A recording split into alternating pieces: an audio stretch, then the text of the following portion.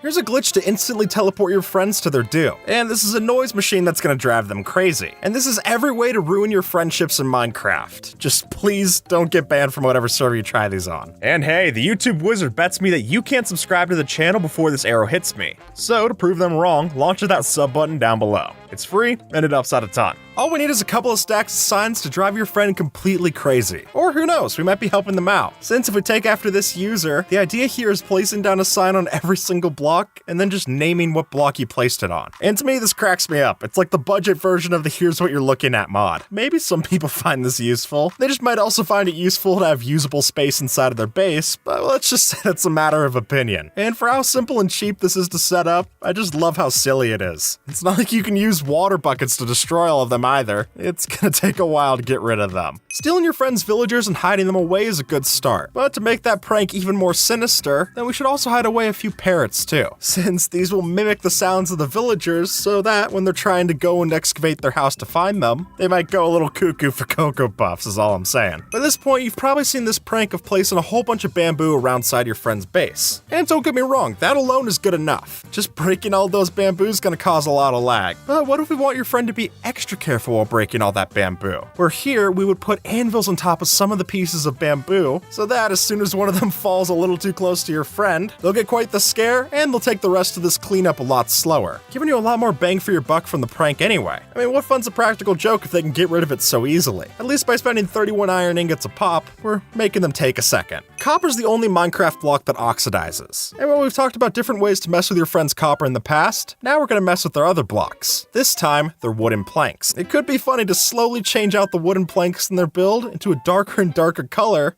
until eventually it looks like their whole wooden house is oxidized. But hey, if you start this at the right point of year, then you could have it be done by Halloween, and at that point, you're just helping them decorate. I see that as a nice act. They might disagree, but as long as you store away the original materials, it's hard to get too mad about this one. In real life, it's not uncommon for buildings to sink into the ground slowly over time, and so that's a reality that we're going to be adding to Minecraft. We'll just be doing it in something of a time lapse. And here, I love the idea of just terraforming a mountain over their base. Now granted, not getting rid of it, but also not making it very visible for us on the surface. But hey, if they wanted to try out an underground base, you're helping them get there. And if you want to really confuse them, you could also rebuild their entire base on top of this new mountain. Everyone knows the most exciting part of a roller coaster is the sudden drop. So to treat your friend with that, and give them quite the prank, what we could do is tuck a few activator rails inside of their minecart roller coaster, so that when they roll over, they'll activate a system to then break out the track from underneath them. It's sure to be more than a little bit surprising. And while you could just have this fall into a different minecart track or something to keep them safe, I will also mention that dripstone could do the trick as well. But at that point, you're more of a revengineer than an engineer, and definitely not an imagineer. I doubt any tracks at Disneyland are going to be doing this anytime soon. Here's how to flip your friend's world completely upside down, literally. We could prank your friend so that when they go back to visit their animal pen, it's completely on the roof. And honestly, I think this looks good enough to just actually have it be the animal pen. It just might be a little tough to breed the new ones. But overall, a harmless prank, and it's good for a laugh. In Bedrock Edition, there's currently a glitch that can let you do some devilish things. By doing this and then having the piston retract, we can instantly teleport your friends to -2 in the world height. So for those of you not playing on Java, I'm sure you could find some kind of good trap to teleport them into. Or really just having them teleport into a nothing room like this is already a shock enough. But if you want to go a little further with it, then use any of the other traps on this list in conjunction with this, it's gonna be quite the surprise. This post says that this might be the dumbest trap they've ever made, but I disagree. I think it's quite smart. Since what happens here is that you go and shoot the center of this target block, and what used to be an inconspicuous target range will then cause this TNT minecart to roll into place, and it'll explode right behind you. So while they might have thought they had time to react to this minecart rolling in, they really had anything but. And I guess that the target range is closed for the day, and the next one,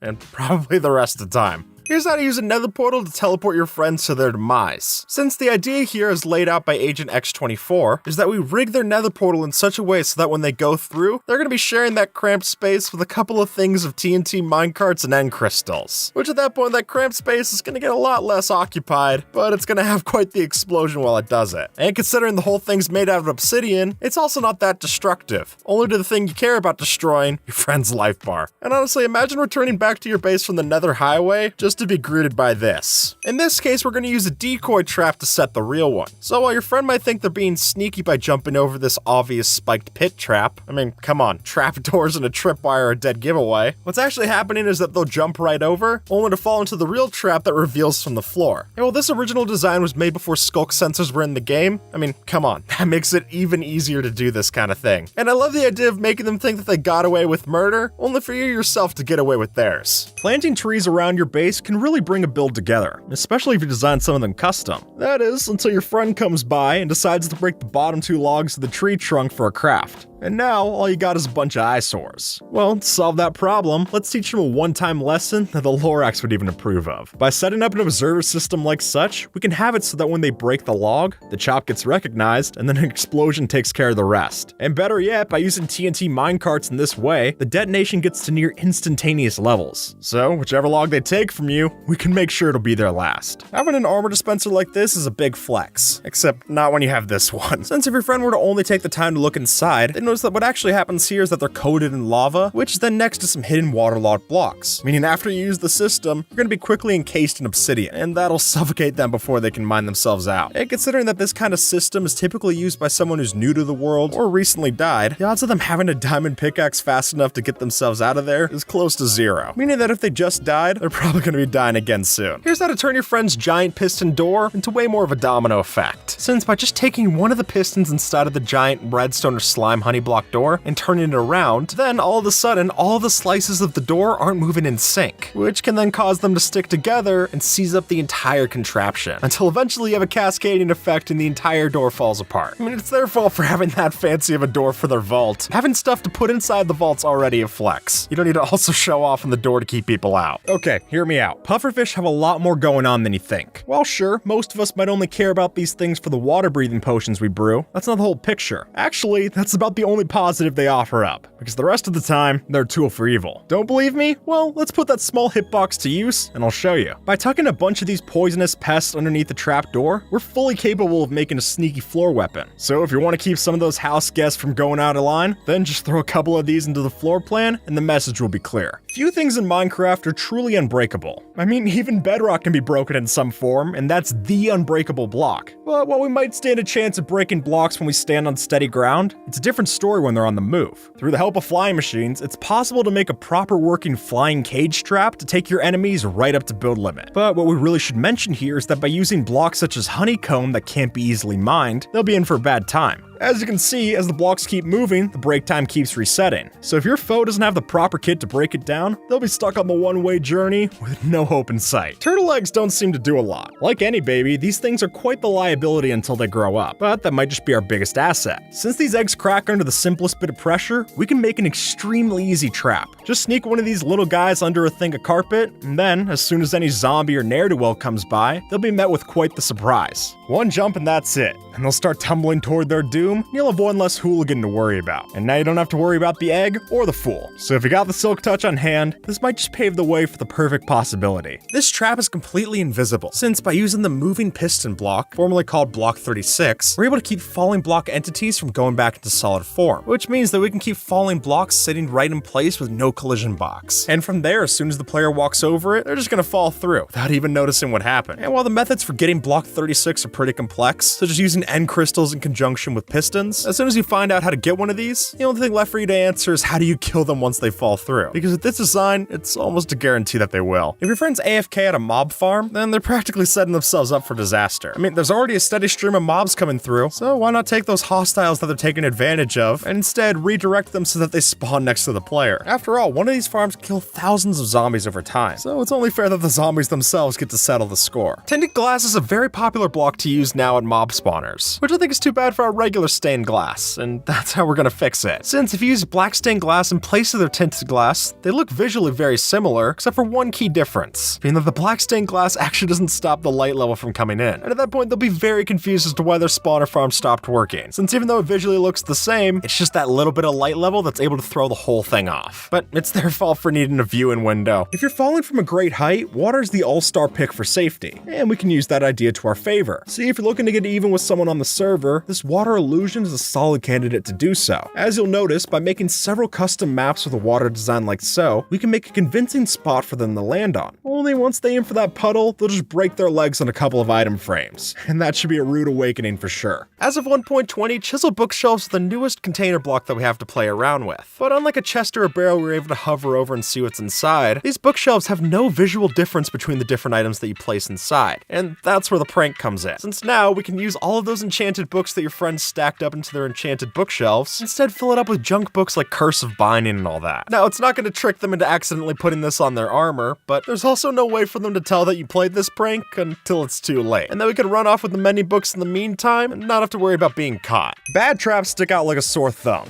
which is why if you see a random pressure plate out in the open, most of us know not to step on it. But that's the whole point of this. You see, we want our victim to expect that it's trapped, break the pressure plate, and then the real trap goes in motion. The item is then sucked up by the hopper minecart, goes into a real hopper, and then a comparator sets off a signal, and the rest is history. Now, while you could be more cruel here by adding in more TNT minecarts, I think this actually could work really well in a rigged desert temple. That, folks, would be a surprise for sure, and one that's likely to leave them with no items to their name. Honey blocks are clearly a useful tool. Whether you want to keep your villagers in place, mobs out of your base, or a flying machine through space, these do the trick just fine. But their sticky qualities can just as easily be turned to the dark side. You see, with the advent of lava cauldrons in 1.17, we can pair these two concepts together and make a particularly sinister trap. Since honey blocks make jumping so difficult, when we throw one of these under a lava cauldron, suddenly the player's no longer able to escape. And with that, this seemingly harmless block becomes one that you gotta look out for. So if you're trying to feel like a Bond villain, then this might just be your next interrogation technique. Spawning the Wither makes for a pretty good prank, but it's also pretty destructive, and you don't want it to go around and then destroy your stuff after it destroys your friends. And here's how to get all that same scare without having to do any of the cleanup that's associated with it. All you have to do is act like you're gonna spawn the Wither in the middle of your friend's house, but just make sure that you're placing the soul sand blocks above any non-air block. That could be something like torches, grass, string, carpet, whatever. As long as it's not air, any of those will keep the Wither from actually spawning. Or you could also place down the 3 skulls of the Wither formation first, and then put in the T-shape underneath it. That'll also stop it from spawning, since the game only checks if the skull is one of the last blocks placed, which should give you just the right amount of scarecrow to be able to scare your friends. And hey, if it doesn't work, you can always just break one of those skulls and build it the right way. That's sure to scare them. Your friend's base should be the safest place in their world, which is why we're gonna ruin that. And the most straightforward way of doing this is just to remove the light sources from their base. That way we're able to get plenty of mobs to spawn inside. But if you want even better results for this, you could use those light sources that you stole from their base, use them to light up neighboring caves around their house. That way, any hostile mobs that try to spawn are only gonna be able to spawn inside of your friend's house. And that should give them more than a few unwanted visitors. Netherite armor makes it tough to kill your friend, and enchanted netherite makes that job nearly impossible. But the key word there is nearly, since with the help of pointed dripstones, we are able to kill through full netherite. We'll just need to be creative about it. And for this example, we have a fake slime block elevator that actually just serves as the killing chamber. And once they get in the minecart, what's actually gonna happen is 3 pointed dripstone is gonna take them down. Which might seem cruel, but the way that I see it, this is an even better elevator. Instead of taking to the second floor, takes you straight up to heaven. And might I mention, at a record pace. Making a shop on a server is a great way to make profit. But see, where most businesses go wrong is that they sell products that actually work. And that's how we're gonna increase our profit margin. Since by having a weapons, armor, or tool shop where the items are dispensed out to your friends, we can have it so that they have no idea that they're actually buying tools that are almost near broken. At least until it's too late. And to make that armor even better, give it Curse of Binding, and then they'll really be stuck with having to wear it right until its bitter end. But luckily for them, that's coming soon. And the best part is that they can't even salvage the item back in an anvil, since once it's on them, it's on them. Dropping a stalactite through the end portal is an easy trap, but it's too obvious. But if you're willing to break a bit of bedrock, could instead put that same concept to use with one of the end gateways. And there it could be a lot more subtle. And might I add, it still works plenty well, being able to instantly kill your friends as soon as they go through. So as long as you nudge them to go first, they can teleport through, tank the hit, and then leave all of their stuff for us to pick up as soon as we follow suit. Pranking your friends is a rite of passage on a multiplayer server. And hey, we're plenty guilty of that as well. So to give them a run for their money, why don't we hit them where it hurts? Their diamonds. See, by using a few item frames and map art, we can create a pretty convincing diamond ore. Or at least convincing from this side, since when you walk around to the other end, it's proven fake. And by that logic, we can make just about any decoy block in the game that we dream of, which offers quite the surprise if you ask me. At first glance, nothing looked dangerous about this. And really that's true. Nothing looks dangerous about it, but the only reason is because we used a texture pack to switch out the TNT texture to look like other blocks. And now when your friend comes over and puts on the texture pack to play some mini games, they're not going to be aware that all of the grass blocks that they're standing on top of is actual TNT. And if you think this is too crazy to work, Planet Lord used this on Wreckcrap, and Wreckcrap's one of the most skeptical people that I know. So what your friend thinks is just some regular stone and spruce blocks, as soon as you flip the switch or ignite it with flint and steel, they're gonna be a little confused when that stone starts hissing. While your friend might think they're safe when they disconnect from the server, the truth is anything but that, since now we know exactly where they're gonna spawn back in when they log into the world. And from there, we can be as cruel as we like. But for me personally, I think the obvious solution here is to encase them in an obsidian box and then fill it up with lava. They'll be so taken aback that there's barely any brain power left to react with. But even if they could, obsidian takes a long time to mine, and lava's a quick killer. So, good luck. This is the deadliest cave in Minecraft. And even though it looks safe from above, as soon as our player gets into position, then what happens here is that the floor comes out from under them, and because we broke bedrock, the only choice they'll have is to fall right into the void. And then if we were to seal it up with a block with a high mining time, like netherite in this example, it's not possible to come back up, even if you have an elytra. And as long as it's sealed flush with the bedrock as well, they can't even place any blocks in trying to support themselves, meaning they've only got one choice out of here, and it's not a pretty one. This is a diamond, and this is a diamond. Emphasis on the italics. Since by going through your friend's valuables and renaming them to even just the same name, they'll no longer be able to stack up the same way. And so if they have a full inventory, this can get annoying pretty quick. Especially since the only way to undo this prank is to take their new diamonds, craft them into diamond blocks, and then uncraft those back into diamonds. Giving you a prank where even if you know how it works and how to solve it, it's still gonna take some of their time to clean it up. Here's how to teleport your friend to the end without ever breaking bedrock. Since thanks to a glitch with the end portal, if you were to push your friend with a regular piston while they're standing underneath the portal, it'll teleport them to these exact coordinates in the end. And more often than not, that doesn't mean the main end island, but rather, you're more likely to end up in the void. And as Branzy and Mr. Cube show off, you can even refine this system to make it a whole lot faster. Just make sure the player you're trying to kill isn't Wreckcrap, otherwise never gonna work out. Next time your friend goes underground, they should make sure to look at the ceiling, since if they're not careful, they could be standing under this trap, where, once activated, breaks the sign and then drops thousands of gravel on top of the player, which if you stack it high enough, it's gonna be tough for them to escape before they die, even if they were to have an instant mine shovel. Oh, and not to mention that the same setup could cause a lot of client-side lag, which is annoying, but it adds to the effectiveness. If they're slow to react, they're gonna be slow to escape too. Lodestones already feel like a waste, costing one netherite ingot just to craft one of these, but here's how to make it an even bigger waste. By programming a compass to a lodestone somewhere in the world, then we could place it in a chest at your friend's base and promise them awesome loot if they choose to follow it. Only when they actually end up traveling the thousands of blocks to get next to this, when they arrive, all they're gonna find is the lodestone and nothing else. And while there is a piece of netherite inside of that, it's not like it's usable. And on top of the insult to injury, they're gonna have to travel all those thousands of blocks right back home completely empty-handed. Lag machines do what they're supposed to. They cause everyone to lag. But what if you don't want to be a part of the lagging bunch? I mean, after all, it's less fun to appreciate if you're also suffering along with your friends. Well, luckily, the way that we solve this so that we're not suffering, only your friends are, is to use something like non-stackable items. And when we throw down all of these non-stackable items like cake onto the floor, usually that would cause everyone around it to lag. It's rendering a lot of entities. But using a client-side mod like Tweakaroo, we can disable item entity rendering entirely. And there you go. Now we won't be lagging, and your friend who doesn't have the mod surely will. I'll be honest, I'm not the best at PvP, so if it comes down to it, I'd like to put the odds in my favor, and there's no better way of doing that than with this axe. By mixing together a sharpness 5 netherite axe, strength 2, and a critical hit, we're able to deal 27 points of damage in a single blow. And folks, to put that into perspective, the average player only has 20 hit points of health to their health bar, so this is overkill and then some. And even if they're wearing protection 4 armor, we only need to hit them 1 or 2 more times before they're completely leveled out. And speaking for me personally, it's a lot easier for me to understand how to brew up a strength 2 potion than to ever learn how to properly PvP anyway. And if you don't want to be the one holding the netherite axe when you kill your friend, no worries, get a zombie to do it for you. Since a zombie that's holding a sharpness 5 netherite axe is fully capable of one-shotting an unarmored player. And trust me, it's pretty scary to have to deal with one of these. Even if you do have armor, they don't have nearly as much of an attack cooldown. So get too close and the rest is history. Another data pack that you can use to trick your friends is this one from Vanilla Tweaks. Since while the Warden itself would be pretty loud, I mean they have an attack called a Sonic Boom that kind of gives it away. If you take a name tag and rename it to Silence Me, then when you add that on top of the Warden, it'll no longer make another noise for your friends to hear. either. And now the only thing that'll tip them off to the warden nearby is the darkness effect, which is definitely noticeable, but it's also definitely confusing. So I think the prank still works either way, especially if you manage to tuck one of these inside your friend's house. Then by the time they get the darkness effect and start wondering what's happening, it'll already be too late. Forget using a bow and arrow to kill your friend, since if we were to use a bit of gunpowder and paper, we can make our crossbow even more deadly. Loading up a firework with a max number of firework stars, we can load this into our crossbow and unload a whole bunch of damage into your friend. And if you doubt the effectiveness of this, I'll remind you that fireworks are strong enough to kill the Wither, so they should be plenty fine for your friend as well. And hey, at least they'll go out with a light show. Here's how iron helmets can be one of the most annoying items in Minecraft. Since taking a page out of Wreckcraft's book, if we place down 1,000 helmets inside of your friend's base, placing them inside of item frames, armor stands, and every chest that they have, it's gonna take a long time to clean up. For one, helmets aren't stackable, and even the armor stands only stack up to 16, which is itself very annoying. And while it seems like it would cost a lot of iron to do this, that is true, but it's also not like the iron that they're gonna get out of it is very usable. Once you have diamond armor, whoever needs an iron helmet? And the most you can get out of these is just a couple of measly iron nuggets, which is a far cry from the 5 iron ingots that you were spending otherwise. So if you have a proper iron farm and the time to set this up, it's a really effective prank to play on your friends. If you use a Silk Touch pickaxe to break a Skulk Shrieker, then when you place it back down, it won't spawn a warden, which sounds like a downside, but to us, it's the ultimate benefit. Since by following after Green and taking a bunch of these Skulk Shriekers and putting them in your friend's base, even if they're not spawning a warden, they're still gonna give off the sound like they do. And we can stack up the volume until eventually we've got up to 247 sounds playing at the same time. And the only reason we stop at 247 is because that's the literal limit for where Minecraft stops playing noises. But believe me, even at that number, that's gonna be more than enough to rupture their headphones. And because of the way that the Skulk sensor gives off a redstone signal, literally every step that they're taking trying to find this, they're just gonna keep setting off that noise, giving you plenty of bang for what should have just been a useless shrieker. If you've ever felt like someone's watching you, then you know it's a creepy concept. And this example should bring out those same feelings. See, as you move around the head, the eyes will track you like so, or at least that's what you'd think. Because with some extra depth, the redstone can move along the black background for a scary sight. But even when you do know how they work, it's hard to say they're not effective, or at the very least, unsettling. Okay, so you've probably heard of the Headless Horseman, but what about the Bodiless Steve? See, after placing down some path blocks, we can throw a pig inside a minecart, hop on, and ride into the floor like so, with only our head to poke out of the top of the path, which can either startle your friends or lend to the weirdest game of soccer yet. And whichever option you choose, just make sure not to dismount the pig while you're down there. Otherwise, you'll go from an awkward situation into something a lot more uncomfortable. If you know that your friend plays around on lower render distances, then this is the perfect prank to play on them. All we gotta do is use a fishing rod or a bubble elevator to get them up into the world height, and then recreate Skyblock up here in the sky. I guess that part's obvious. So then, when your friend finally wakes up from going AFK, they'll think that they've logged on to an entirely different server. Or at the very least, they'll be very confused on how to get down. And honestly, speaking as someone who likes Skyblock, I wouldn't even be that angry if you played this on me. But if you set me up where I couldn't actually build a cobblestone generator, then we'd be having a different conversation. To many in the community, the Aether Portal is something of a white whale to see, and I'm sure many of us were disappointed to see it fail like this when we tried. But with Bedrock, we might have ourselves a solution, or at the very least, a workaround. Apparently, when utilizing waterlogged stairs and blocks like so, we can strategically set up some floating water inside the glowstone frame. And then, even after we break the pistons and stairs, the water will remain inside our new Aether Portal. Just remember, it'll disappear once you reload the world. Here's how to kill your friend with an elytra. The answer comes down to fireworks rockets, but not these ones. Rather, these ones. And while they look ever so similar, there's one key yet deadly difference between them, which is if you were to craft up fireworks rockets using fireworks stars, then visually they look the same. And as long as they don't read the item description, if they try to fly with these fireworks star rockets, it's gonna get pretty deadly pretty fast. And just that initial liftoff is almost enough damage to kill an unarmored player. So if they're spamming rockets to try to escape from your base, this will bring them back down to Earth and put them 6 feet under. When you're getting ready to give your friend a tour of your base, first gonna have them jump down this redstone trap door into the entrance to your base. I mean, why wouldn't they jump? There's water down there, must be safe. That is, until we push a button while we're down below that sends a redstone signal so that a brown mushroom will get filled up with bone meal and create a roof over the water that they were supposed to land on. I mean, this is basically the same thing that Dream did at the bottom of the ravine in the Manhunt, except way more technical and reusable too. Just not reusable on the same friend. I doubt they'll be jumping down any other things things after you pull this on them. After a while of playing with your friends, it can get tough to impress them, but building up a full netherite beacon should do the trick. Though getting all the netherite to make that happen is actually a tough hurdle to cross. So instead, what if we want to make this happen for a fraction of the price? Well, using this method, we can make it seem like we're the richest on the server, when in fact, we're barely cutting it. But hey, as long as they don't snoop around the other side, this should be fairly convincing, and that could earn us the respect that we're looking for. Living in a desert has its benefits, but lush greens just aren't one of them. And seeing as leaves we bring here will desaturate to the biome's color map, our garden looks a little bland, or it would be if it weren't for azaleas. See, when we shear the leaves off an azalea tree and place them down in another biome, they don't change color with the location, meaning we can have the illusion of fresh trees grown right out in the desert. And while your friends wonder why their oak trees look worse than yours, we'll have quite the oasis to see. Lately, it's been a popular idea to use powdered snow buckets with a carpet over top in your drop shafts, since it is true that if you were to drop on powdered snow in this way, you won't take any fall damage. But come on, it's just too easy. You can use that same carpet to cover up a regular block, and they'll be none the wiser. So as long as that drop down is far enough for them to take enough fall damage, this could be a quick way to kill them off. You could even use a hopper underneath the carpet and collect all their stuff for you. Then it's just too easy. Even if you're not able to make the drop shoot deadly in its own way, we could make it into an accessory for murder. And perhaps the most straightforward and effective way of doing this by adding a charged creeper to the enclosed area. That way, when they land at the bottom, they're just gonna hear a hiss, the rest is history. So even if they're safe from the fall, that same safety isn't gonna last for very long. Here's how to make your friend's house a homie. Since most people have windows or openings, they could very easily add some big eyes or a mustache to their build. And it's a lighthearted way to give them a laugh next time that they visit their base. You can even do what we've done in the past where you make the house into a looking eyes illusion, where you stand from this point, the eyes are looking at you here, and walk underneath and they'll still be looking at you. It's a great way to make their build come to life, literally. From this angle, my skin looks fine, but in actuality, we've flipped it around so that my textures for my skin are actually played on my back, which gives you a great way to mess with your friends. And to go one step further and keep up the facade, if you play in third person mode with F5, then you can navigate while keeping your skin properly oriented. That is, until it's time for the big reveal and your friend thinks they're doing something behind your back, only for you to have been able to see the entire thing all along. When you're designing a trap, nothing ruins the fun quite like an MLG water bucket save. These things are like a Deus Ex Machina. They remove all of the tension from the scene, and they get really boring when they're overused. So, to prevent someone's water bucket from raining on your parade, then why not find some way to soak up the source? And no, I'm not talking about sponges, but rather something a little bit more inconspicuous. You see, by having a half slab flipped like such, it looks just like any other block. But to their surprise, whenever they try to MLG, the water goes right to the bottom, and they'll just hit the floor like regular. So really, if you want to catch a pro, this is the way to go. At first glance, this parkour jump looks impossible, and it basically is. That is, unless you jump at the exact right moment. And while we'll have built the system and know exactly when that moment is, when your friend's chasing after you, they're not going to be privy to it, meaning that they fall into this one block gap and fall right the way down to their death. Which, the death would be bad enough, but they're also going to have to live with the fact that they're not as good at parkour as you. And honestly, I think that's a bigger insult. It's like a lose-lose. If you have a fear of heights, this might make you feel a little uneasy. But don't worry, because the truth is that this hole's no deeper than just having a flat sheet of paper. But the reason that it would trick you to feel that way is because by using flat colors like this black and white, you're not going to see a lot of variety between the textures, which allows us to then make this pattern, which in such a way gives the illusion of it getting deeper and deeper to the center of the hole. Even though, as we can clearly tell, that's not the case. This is my super smelter. And with the size of it, you can probably guess that it does a pretty good job of smelting. And you would be right, but don't expect a 100% return. Since the truth of the matter is that with this super smelter, when I'm smelting my friends' items, I do give them their stuff a lot faster than they would have gotten it otherwise. There just might be a few of their items that got siphoned off in the process. Now we're not only getting paid the fee for using our super smelter, but also a few things that maybe got a little bit too overcooked in the process. After all, you wouldn't want to give them bad goods, we'll just hold those into our personal chests. Do not go in this bubble elevator. Since while it seems peaceful from here, the truth is that at the top of the elevator, we can set it up in such a way where your friend's just gonna land in lava when they reach the top. And from there, if we block the exit, there's really no escape for them. But the first question is, how do you put lava on top of a bubble elevator? After all, lava and water are like oil and water. They shouldn't mix. But thanks to a scaffolding placed in the bubble elevator, we can break off the stream from the lava and still use the speed from the bubble elevator to push them right up into the death trap. And the biggest joke of it all is that the water that they need for safety is just out of reach for them. When your friend goes who's AFK, that's our turn to bring out the fishing rod. Since with the help of one of these, we're able to bring your friend up way sky high, until after a few attempts, we can actually place them on top of a TNT block like this. Now, right now, that TNT block is a solid ground, but it's not gonna stay that way. Since when we sit on top a few blocks above and aim at them with a flame bow, then as soon as they log back in, we can shoot the block underneath them, and if the fall damage doesn't kill them, the block and TNT falling on top of them should be enough to do the job. Even if they manage to survive this with a water bucket, TNT still does damage even if it doesn't break blocks around it, meaning even the most prepared of players are still in for a rude awakening when they come back in. Normally, a lot of shops like to pop up around spawn. After all, it's where a lot of people spend their time. But where the real money's to be made is in the blue ocean strategy. So all the sharks that spawn fight over the little fish that are over there, turning the water red with violence. We can go off into the distance and set up mini shops in awkward and far out locations that sell little conveniences. Think of these like your 7-Elevens. They're gonna have things like rockets, food, maybe extra ender chests.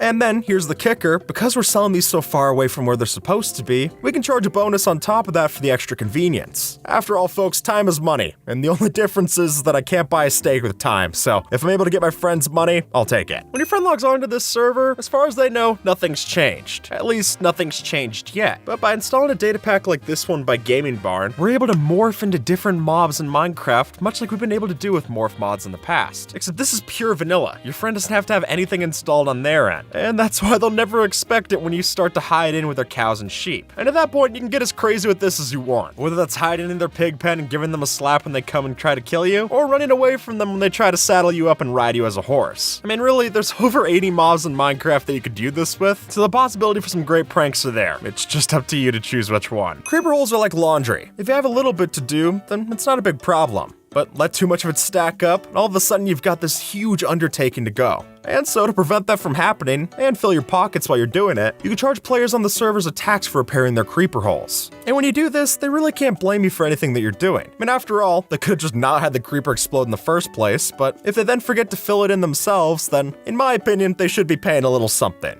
If not their time, then their assets. And hopefully they'll learn a lesson going forward. And we can all have a much prettier server going as well. This is the deadliest entity in Minecraft, but not by itself. But rather, if you were to get more than 24 of these put into the same spot, then our friends can have to deal with something called entity cramming, which is when the game thinks there's a certain number of mobs in the same spot. To avoid overloading on lag, they'll quickly start applying steady damage to the player. And by placing a honey block near the bottom, we make it even harder for them to escape once they fall in. But hey, at least they won't die alone. Gambling's a crooked business, and really anything you're willing to gamble, you should just assume is lost. But while you and I know that, hopefully your friends don't. And so to teach them about the dangers of it, you can create a fake gambling minigame where you can trick your friends into losing their valuable stuff. So if your friend's stupid enough to put up a netherite sword on the line, then it's their fault when they find out that the game was rigged all along and you were always just gonna be getting it from them. It was more of a donation box than a gambling machine. But hey, they should be happy. Donations are write-offs, gambling isn't. So if anything, you're just helping them on their tax return. This trap might seem dumb, but that's what's so beautiful about it. Since all you have to do to set this up is go next to your friend's portal and then dig a 4x1 hole as deep as you'd like, so that when your friend thinks they're running up to their portal, they're actually just gonna fall into this pit and die on the dripstone. And folks, the dripstone is the key part here, because just by falling onto one of these tiny little spikes, that'll double the damage that you would have taken by just falling onto a regular block. And come on, it worked well enough for Clown Pierce to fall for it. And in my book, that's plenty proof that it's gonna work on any of your other friends as well. If it works for the best, it'll work for the rest. Minecraft Redstone's a beautiful thing, but it's often got an ugly side to it. And it's no secret that a lot of the redstone features that we get used to are built around bugs, or exploits that later get patched out. So if you have a little bit of redstone know-how, you could charge your friend a big fee to go through and clean up their redstone circuitry. Think of it like buying the new iPhone every fall. Is it necessary? No, but can you charge a lot for it? Absolutely. And really, the more glossy things that you add to it, the better. It's all for show, folks. The thing was completely operational before, but it's all on how you market it. When your friend builds a nether portal, then that gives you the perfect opportunity to turn it into a trap. Now, all we have to do is set up a little contraption with redstone like this, using tripwire hooks, some string, and then dispensers that'll break the portal once they go in. That way, their portal still works on the way over there, and then as soon as they go through, it'll be broken on the other end. And if they don't have a flint and steel or a fire charge to get themselves back, they'll be pretty much stuck in one of the worst places to be stuck in. And at that point, the only hope is to find the materials to create a flint and steel from Nether Fortress chests or piglin bartering. And something tells me the flint and steel is the only thing that's more than they bargained for. Killing your friend's pet is an evil prank. That's why we're not going to be the ones to do it. Rather, they will be. Since with a trap like this, we're giving our friend the choice to choose which lever they need to pull to save their pet. So which of these levers do you think is the one that's going to be able to save their pet?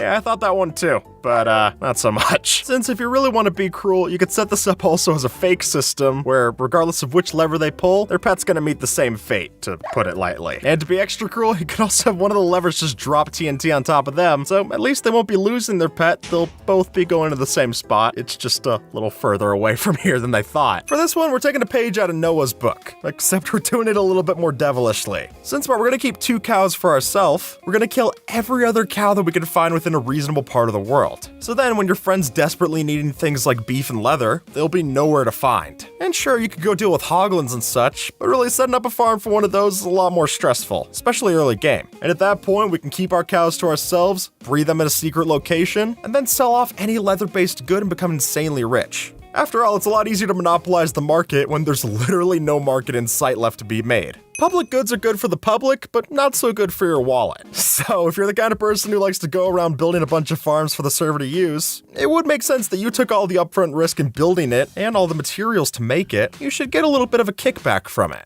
So if you were to just charge players for using your farms, or even something like the roads that you built within the Nether Highway, then just having a simple toll booth could be all that you need to get all your riches back. Just make sure that you also don't pay to use these farms. Then you'll not be getting rich, you'll just be getting scammed. This one might not be efficient, but it's definitely effective. And if you're willing to play a war of attrition, you could always just steal all of your friends' food and crops. That way they're bound to always be starving, or at the very least they won't be able to regen. If anything, even if they're not going to starve to death through this, it'll make your job with the other ones so much simpler, and it's a good prerequisite at that. All we need is a few spider eyes, and we can make one of the deadliest traps for your friends. Since by brewing up a mix of 3 potions, an instant damage 2 pot, slowness 4, and poison 2, we can cram all of those together in a dispenser, and then use this player detection model using a carpet over a redstone ore, so that when they walk on top, they'll be quickly greeted by death from all directions. And since potions can hurt players even through armor, this might be the simplest way for you to bring your overpowered friends down to their low point. And hey, you can even brew up multiple potions at the same time, so you'll have plenty of chances to get it right. When you're trying to prank your friends, there's few concepts that are as popular as the old switcheroo. And now in Minecraft, we got your main hand and we got your offhand. Except which is which can change up pretty easily. Since if we go into the accessibility options tab and then switch it so that our main hand is our left hand, now we'll be confusing anyone who looks at us. Since what they think we're holding in our offhand, we're actually holding in the main hand. And as Rasplin showed off in the SMP, this could be a great way to trick someone in a trade deal. For instance, they think you're gonna throw out something valuable like a diamond, since that's in your traditional main hand, when all that you actually end up throwing out is just a block of dirt. But if you do this, just make sure to keep your actual left hand ready on the controls to move away, because as soon as they realize, they're gonna want to chase after you. Or if you don't want to worry about going to the end for your Monopoly, then it's worth noting that you could also set one up inside of the overworld. Now see, the elytras are the razors, we're gonna sell the razor blades, otherwise known as the rockets. Because once you get yourself a proper sugarcane and creeper farm for the gunpowder, you can easily supply the entire server for months. And they'll also be repeat customers. So as long as you price it just fair enough where they don't want to go and compete and build their own farms, then you could have a couple of people who are set up as dependent on you in the server. And at that point, it doesn't matter how much money they're making, at least some of it's going to be coming back into your pocket. Fear of the dark is pretty common, and fear of the unknown is even scarier, which is why this might be such an ominous sight. See, here we have the illusion of emptiness made up from building 4 walls of unlit black concrete like so. And the result is something that looks a lot more like the void than the actual void in the game. And I think this perfectly goes to show that what you can't see is infinitely more spooky than what you can. So if you're looking for a new tunnel for your next haunted house, this might be the pick come Halloween. The death and loading screens are a staple of Minecraft, and they're so commonplace that by this point, no one's surprised by them. But we can use that to our advantage. Taken after this user, we can make a giant version of the respawn screen in our creative world. And with the help of map art, we can make this even more convincing. Then, after we place these down at spawn, we can fool anyone who respawns into seeing yet another respawn screen when they least expect it, letting us watch from the sidelines and get quite the laugh while we're doing it.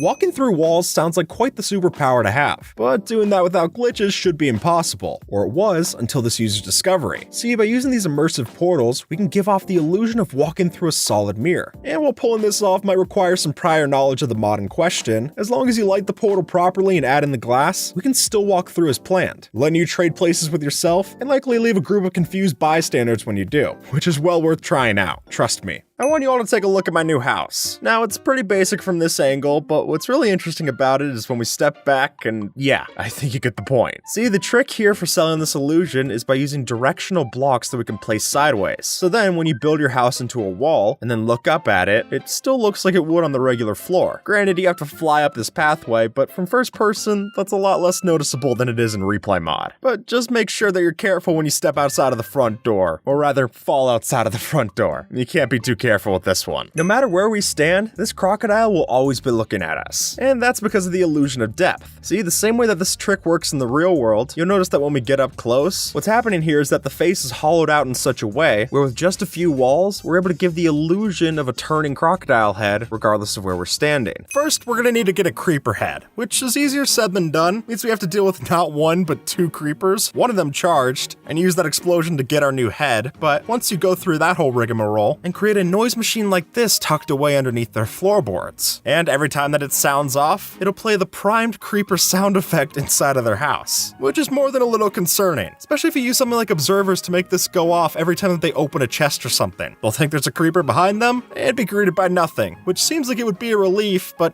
it's not gonna feel like one when it's happening every single time you open up a chest. And with that, folks, YouTube thinks that you might like this video, so see if they're right and have a good one, alright?